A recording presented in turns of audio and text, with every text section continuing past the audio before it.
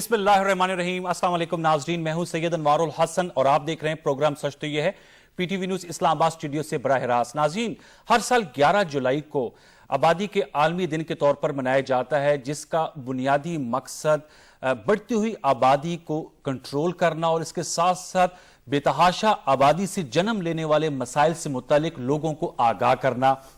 और इस दिन की मुनासबत से मुख्तलिफ सेमिनार्स होते हैं, मुख्तलिफ कॉन्फ्रेंसेस होती हैं, लेकिन बदकिस्मती से अगर नतायज के एतबार से देखा जाए तो अब तक जो काविशें की जा रही हैं आबादी के कंट्रोल के हवाले से वो इतनी नतीजा खेज साबित नहीं हुई। अगर दुनिया की इस वक्त आबादी ही की फिगर्स को ले लें तो आपको इससे अंदाजा होगा कि इस वक्त जब हम ये प्रोग्राम कर रहे हैं तो दुनिया की जो कुल आबादी है वो 6 अरब 89 करोड़ 90 लाख 14,970 यानी 7 अरब के लगभग है, और अब से 24 साल कबल यानी 1988 में 5 अरब के करीब थी। तो इसमें इजाफा जो है उससे अंदाजा लगाया जा सकता है कि काफी तेजी से हो रहा है। फिर पाकिस्तान की अगर बात करें तो पाकिस्तान इस वक्त दुनिया का 6ठा गुंजान आबाद मुल्क है, यानी 6 नंबर पर है पाकिस्तान। और 1947 में पाकिस्तान की आबादी 3 करोड़ 25 लाख थी, जो अब बढ़कर 17 करोड़ 71 लाख 26,625 हो गई है। यानी 1947 से लेकर अब तक मुल्क की आबादी में 4 गुना इजाफा हुआ है। और जो प्रिडिक्शंस की जा रही हैं कि 2045 तक पाकिस्तान की आबादी दुगनी हो जाएगी, इसका इम्कान का इजहार किया जा रहा है। फिर नेचुरली जो पाकिस्तान में आबादी की इजाफे की शरह है, अगर खित्ते की सूरत-ए-हाल देखें तो जनूबी एशिया यानी 7 कंट्रीज में पाकिस्तान सबसे आगे है। नेचुरली जब इतनी ज्यादा ग्रोथ रेट और आबादी होगी तो बहुत से मसाइल जन्म लेंगे। इस बढ़ती आबादी से जो मसाइल जन्म ले रहे हैं उनकी तरफ भी आपकी तवज्जो मबजूल कराना चाहूंगा। पाकिस्तान में देहातों से लोग शहरों की तरफ रुख कर रहे हैं, यानी अर्बनाइजेशन का बहुत ज्यादा ट्रेंड हो रहा है। अगर उसको फिगर्स में देखें तो 1947 से अब तक शहरी आबादी में 7 गुना इजाफा हुआ है। अक्सर हमारे ये आर्गूमेंट होता है कि ज्यादा लोग देहातों में रहते हैं, अब बहुत से लोग शहरों का रुख कर रहे हैं। और नेचुरली जब शहरों का रुख करेंगे तो जो शहरों के पहले से इंफ्रास्ट्रक्चर मौजूद हैं, जो सर्विसेज उन पर बोझ पड़ेगा। और इसके अलावा मुल्क की जो 40% आबादी है वो 20 साल या इससे कम उम्र है। ये डेमोग्राफिक डिविडेंड तो है, लेकिन अगर इन लोगों को रोजगार नहीं मिलेगा, खाने को नहीं मिलेगा, पहनने को कपड़ा नहीं मिलेगा, तो इससे बहुत से मसाइल जन्म लेंगे। और फिर एक और एलिमेंट, आबादी के लिहाज से पाकिस्तान इस वक्त दुनिया का सबसे ज्यादा मुहाजिरीन रखने वाला मुल्क है। जो रेफ्यूजीज हैं, जो मुहाजिरीन हैं, बताया जाता है कंजर्वेटिव एस्टिमेट 1.9 मिलियन इस वक्त भी पाकिस्तान में मौजूद हैं। तो लिहाजा नाज़रीन, बेहंगम आबादी में इजाफा होना उससे बहुत से यकीनन मसाइल जन्म लेते हैं। इक्तिसादी तरक्की तो उसका सबसे बड़ा विक्टिम बनती है, लेकिन हम देखते हैं जैसे मैंने कहा बेरोजगारी, गुर्बत, भूख और फिर जराइम, ये वो मसाइल हैं जो इसकी झलक हैं। फिर जो अर्बनाइजेशन का ट्रेंड है शहरों में और different naturally multi ethnic multi diversity society की, उसके बहुत सी मसाइल जो हैं मुख्तलिफ अशकाल में आजकल हमारे सामने हैं। अमन आमा की सूरत-ए-हाल की सूरत में इन तमाम इश्यूज को हम आज की नशिस्त में डिस्कस करेंगे और ये जानने की कोशिश करेंगे कि पाकिस्तान के तनाज़ुर में वो कौन से मुआशी, मुआशरती, नफ्सियाती, मजहबी अवामिल हैं जिसकी वजह से हम आबादी को कंट्रोल करने में कामयाब नहीं हो पा रहे, और हुकूमत इन अवामिल को हल करने के लिए कौन से नतीजा खेज इकदाम उठा रही है या उनके पास कौन सी हिकमत अमली है, स्पेशली 18वीं तरमीम के बाद जबकि ये वजारतें अब सूबों को दी जा चुकी हैं। इन नुकात पर गुफ्तगू करेंगे। हमारे नजदीक ये बहुत अहम इशू है क्योंकि इस इशू से बहुत से मसाइल जन्म ले रहे हैं। एक नुमाइंदा पैनल हमने इस्लामाबाद स्टूडियो से मदऊ किया है, उनसे आपका तारुफ करा देते हैं। हमारी आज की पहली मेहमान शख्सियत हैं डॉक्टर ज़ेबा सत्तार साहिबा। आप कंट्री डायरेक्टर हैं पॉपुलेशन काउंसिल पाकिस्तान की, इंटरनेशनल एनजीओ है। बहुत शुक्रिया डॉक्टर साहिबा हमें वक्त देने का आज के रोज। उनके साथ तशरीफ फरमा है मारूफ कॉलम नवीस, तज्जिया निगार, मुल्की मामलात पर गहरी नजर रखते हैं। इस जाविये से भी इनसे पूछेंगे कि ये जो हमारी आबादी है ये कितने मसाइल को जन्म ले रही है। डॉक्टर फरूख सलीम साहब, बहुत शुक्रिया कि आपने वक्त दिया। उनके साथ तशरीफ फरमा है डॉक्टर रिजवान ताज साहब, आप माहिर नफ्सियात हैं और नेचुरली लगता है ऐसे है कि हमारी नफ्सियात का हिस्सा बन गया है बड़ी फैमिलीज का होना। उनसे पूछेंगे इसकी क्या वजह है। बहुत शुक्रिया डॉक्टर साहब आपको वक्त देने का। और last but not the least Shahzad Malik साहब, आप chief population and social planning है, प्लानिंग डिवीजन से आपका ताल्लुक है और गुज़श्ता एक तवील अरसे से पॉपुलेशन और प्लानिंग दोनों محکموں کو دیکھ رہے ہیں. بہت شکریہ شہزاد صاحب کہ آپ نے ہمیں وقت دیا, اور ہماری یہ کاوش ہوگی کہ ہم مذہبی نقطہ نظر بھی آپ کے سامنے لے کر آئیں, کیونکہ اس حوالے سے ہمارا ایک کنزرویٹو سوسائٹی ہے, تو بہت زیادہ برملا ان طرح کے ایشوز پر گفتگو کرنے سے لوگ گریز کرتے ہیں. ہماری کوشش ہوگی کہ مفتی عبدالقوی صاحب ٹیلی فون لائن پر ہمیں جوائن کریں, اور ویورز اس پروگرام میں آپ بھی ہمیں اپنی رائے دے سکتے ہیں. آپ کے ذہن میں کوئی بات ہے تو ہم اسے شیئر کر سکتے ہیں. ہمارے اس کے لیے ٹیلی فون لائن ہے 051 اسلام آباد کا سٹی کوڈ ہے 92126443 اور 92126444. اردو میں بھی پڑھ دیتا ہوں. 051 اسلام آباد کا سٹی کوڈ ہے 92126443 اور 92126444, تاکہ آپ لوگ اپنی رائے دیں کہ ہم یہ جو آبادی کا بڑھتا ہوا, جس کے بعض لوگ تو اس کو بوم بھی کہتے ہیں, اس کا ہم کیسے مقابلہ کریں گے. اسٹوڈیوز میں اپنی گفتگو کا آغاز کروں گا. زیبا صاحب, آپ سے بتائیے گا, آج آبادی کا عالمی دن منایا جا رہا ہے, پاکستان میں بھی نیچرلی منا رہے ہیں ہم لوگ.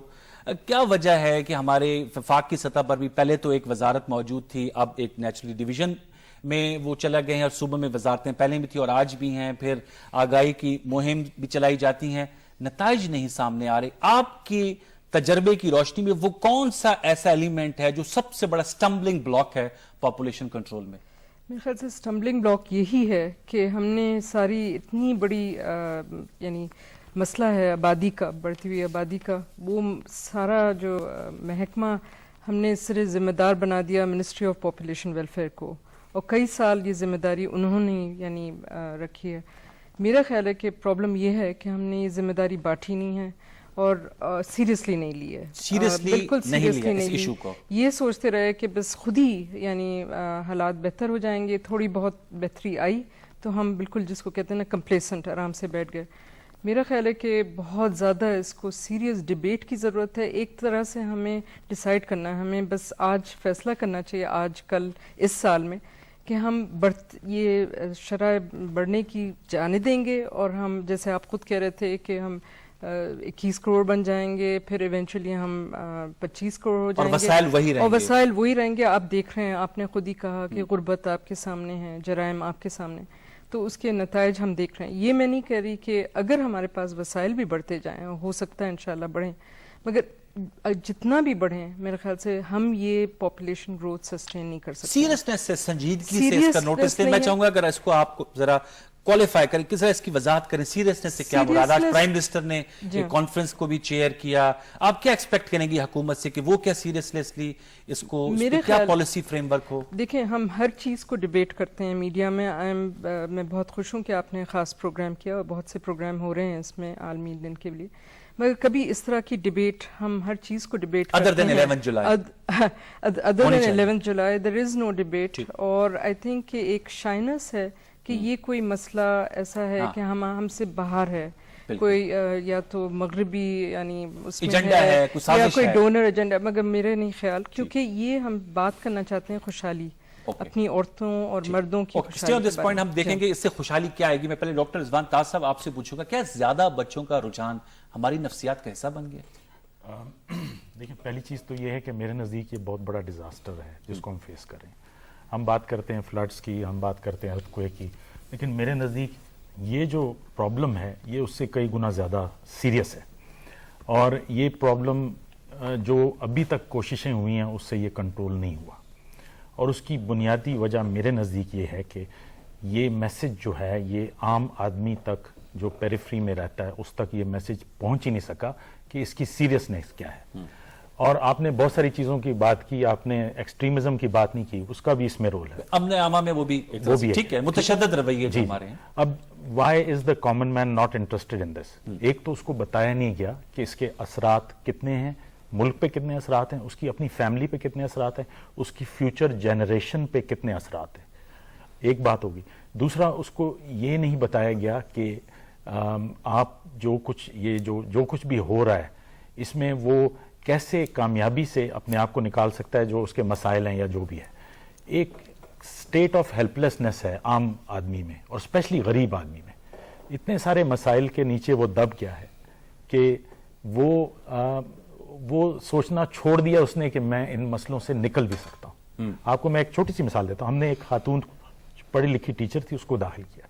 اس نے اپنے 6 مہینے کے بچے کو اس کا وہ دودھ کی فیڈ پوری نہیں کر سکتی تھی. اس کا خاوند بھی یہاں پہ کام کرتا ہے. یہ میں کہیں پیریفری کے یا گاؤں کی بات نہیں کرتا, اسلام آباد کی بات. اسلام آباد کی بات کر. اس کی ایک بچی پیدا ہوئی, 6 مہینے کی بچی تھی, اور اس نے اس کا چھری سے گلا کاٹ دیا اور اس کی ڈیتھ ہو گئی. میں آپ کو ایک مثال دے رہا ہوں, یہ میں ابھی کی بات نہیں, کہ چند مہینے پہلے کی بات کر رہا ہوں. اور مسئلہ یہ تھا کہ اس کا خاوند جو ہے وہ بچی کا دودھ افورڈ نہیں کر سکتا تھا. وہ اپنی بچی کو گورنمنٹ اسکول سے نکال کے ایک اچھے اسکول میں ڈالنا چاہتی تھی. ایک اور بچی تھی اس کی جو 6-7 سال کی تھی, وہ اس کو اچھے اسکول میں ڈالنا چاہتی تھی, اور وہ بھی وہ نہیں کر پا رہی تھی کیونکہ اس کی فیس وہ افورڈ نہیں کر سکتے تھے. اس کے خاوند کی ٹوٹل انکم 7,000 روپے تھی.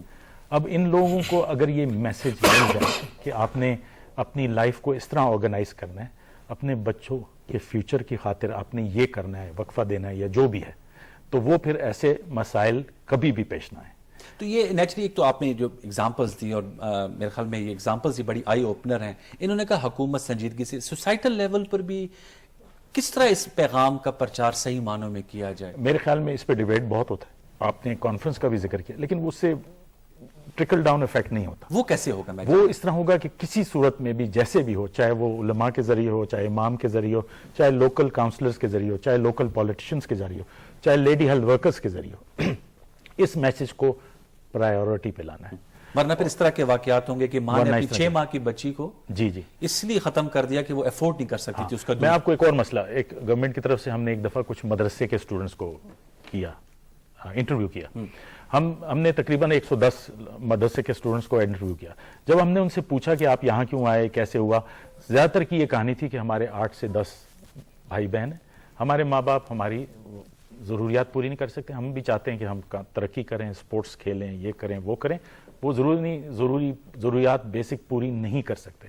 تو انہوں نے ہمیں مدرسے میں ڈال دیا تاکہ وہ ان کی جتنی بھی رسپانسبلٹیز ہیں وہ ختم ہو جائے, وہ ٹرانسفر ہو گئی. تو وہ ظاہر ہے پھر وہ جہاں بھی ان کو آپ چھیڑ. ٹھیک ڈاکٹر فاروق صاحب, جس طرح پاکستان کو ہم کہتے ہیں ہمیں اکنامک چیلنجز ہیں, ہمیں سیکیورٹی کا چیلنج ہے, ہمیں توانائی کا چیلنج ہے, ہمیں اس کے علاوہ اور بہت سے چیلنجز ہیں, فورن پالیسی کے فرنٹ پر ہیں. پاپولیشن آپ سمجھتے ہیں ایک بہت بڑا چیلنج ہے جس کی وجہ سے بہت سے مسائل جنم لے رہے ہیں. یہ انوار صاحب آپ نے کہا 17 کروڑ 71 لاکھ. جی اب اتنے پاکستانی ہیں ہمارے پاس. دنیا کے حوالے سے اس کی اگر آپ اہمیت دیکھیں تو صرف دنیا میں 5 اور ممالک ہیں جیسے آپ نے کہا جو ہم سے بڑے ہیں. جی اب اس میں چائنا ہے, انڈیا ہے, امریکہ ہے, برازیل ہے اور انڈونیشیا ہے. اس کے بعد ہمارا نمبر آتا. اب 192 ممالک ہیں, ہم 6 نمبر پہ آ رہے ہیں. اب ہم نے سوچنا یہ ہے کہ یہ 17 کروڑ 71 لاکھ پاکستانی کیا ہمارا اثاثہ ہیں یا ہم پہ بوجھ ہیں. اب میں اثاثے کی آپ کو فگرز اگر بتاؤں, 2 آبادی کے حوالے سے 2 انڈیکیٹرز دنیا میں استعمال کیے جاتے ہیں. پہلا کہلاتا ہے پروڈکٹیو ریشو, کہ آپ کی آبادی کا وہ حصہ جو پروڈکٹیو ہے, وہ 15 سے 64 سال تک کا جو آبادی کا حصہ ہے وہ کہا جاتا ہے کہ وہ پروڈکٹیو ہے, وہ آپ کی معیشت کے اوپر بوجھ نہیں ہے. وہ ہمارے ہاں 55%. 15 سے 65 سال کی عمر تک کے جو لوگ ہیں وہ بوجھ نہیں ہیں. وہ بوجھ نہیں ہے کیونکہ وہ پروڈکٹیو سیکٹر کہلاتا ہے. اب اتنا آبادی کا حصہ جو پروڈکٹیو سیکٹر ہے, یہ ایک بہت بڑا اثاثہ ہے پاکستان کا. دوسرا ایک فیکٹر جو ہے وہ ڈپینڈنسی ریشو کہلاتا ہے, کہ آبادی کا وہ حصہ جو معیشت کے اوپر بوجھ ہے. 65 سال سے اوپر 65 ایئرز اینڈ پلس وہ کہلاتا ہے کہ وہ معیشت کے اوپر بہت بڑا بوجھ ہے. اب امریکہ میں 13% آبادی جو ہے امریکہ کی وہ ڈیپینڈنٹ ہے, وہ 65 سال سے بڑی ہے. یعنی کہ وہ کوئی کام نہیں کر رہی ہے, معیشت میں کچھ کنٹریبیوٹ نہیں کر رہی ہے, لیکن اس پہ بوجھ بنی. آپ اندازہ کیجئے کہ پاکستان میں جو ڈیپینڈنسی ریشو ہے وہ صرف 4% ہے. پورے ملک کی آبادی صرف 4% آبادی ایسی ہے جو ہم پہ بوجھ ہے, باقی 55% آبادی ایسی ہے جو کنٹریبیوٹ کر سکتی ہے. حقیقت میں زمینی حقائق کیا ہیں؟ یہ کنٹریبیوٹ اتنی زیادہ آبادی کو ہم کنٹریبیوٹ کروا رہے ہیں. اب یہ ہم پہ ڈیپینڈ کرتا ہے کہ اس را پاپولیشن کو ہم اپنا اثاثہ جانیں یا اس کو ہم اپنی معیشت کا ایک بوجھ بنا لیں.